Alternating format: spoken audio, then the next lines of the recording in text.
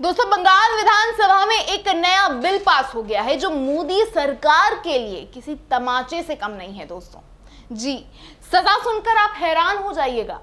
आरोपी को मौत की सजा होगी। दोस्तों, बंगाल विधानसभा से एक नया रेप विरोधी कानून पास हुआ है। दोस्तों, पूरी खबर आपको पूरा वीडियो देखकर ही समझ आएगी, इसलिए मैं दरख्वास्त करूंगी कि खासकर इस वीडियो को आप पूरा देखिए।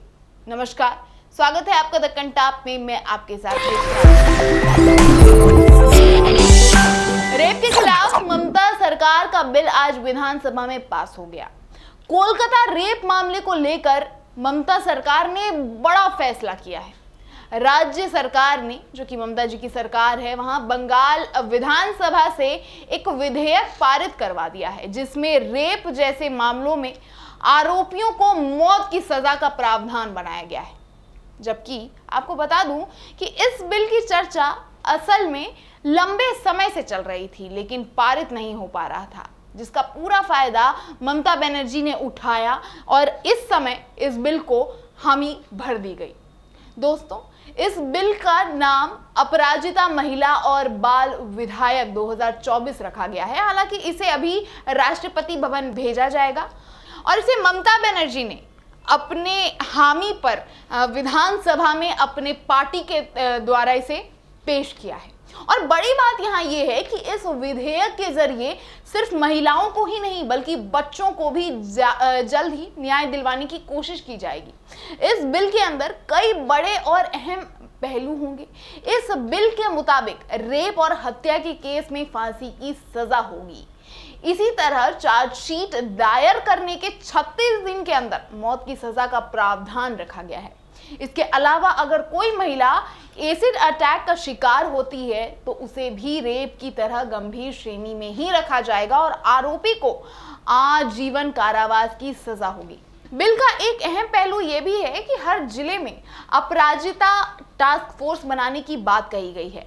बड़ी बात यह है कि अगर रेप जैसे मामलों में किसी भी संस्थान या फिर मीडिया द्वारा रेप पीड़िता की पहचान को उजागर किया गया तो उसके खिलाफ भी सख्त कार्यवाही की बात कही गई है। सेंट्रालेও আছে ধর্ষণের ঘটনায় গড়ে ৭৬% ক্ষেত্রে পুলিশ তদন্ত শেষ করে চার্জশিট জমা দিতে পেরেছে, কিন্তু মাত্র 2.6% 56% ক্ষেত্রে अपराधी दोषी साब्यस्त हुए थे।